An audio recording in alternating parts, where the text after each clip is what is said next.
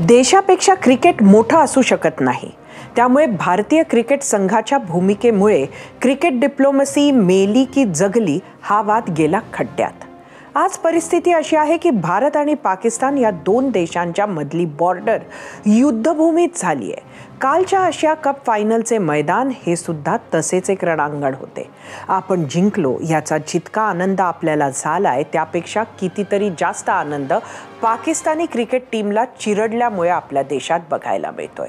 नंतर आपल्या विजयी टीमनं जे केलं त्यामुळे पाकिस्तानात रणकंदन सुरू आहे. आता भारतानं ही चॅम्पियनशिप मुळातच खेळायला नको होती असे मत असणारे अनेक आहेत. त्यात उद्धव ठाकरेंची शिवसेना सुरुवातीपासूनच प्रचंड व्होकल आहे. एखाद्या घटनेला किंवा व्यक्तीला बॉयकॉट करून निषेध नोंदवण्याची एक परंपरा आहेच.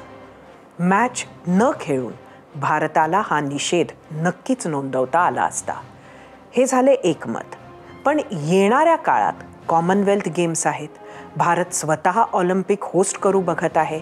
या दोन्हीत पाकिस्तान असणार आहे. मग आपण काय करणार? आपण न खेळण्यापेक्षा पाकिस्तानलाच न खेळू देणे ही पण एक रणनीती असू शकते.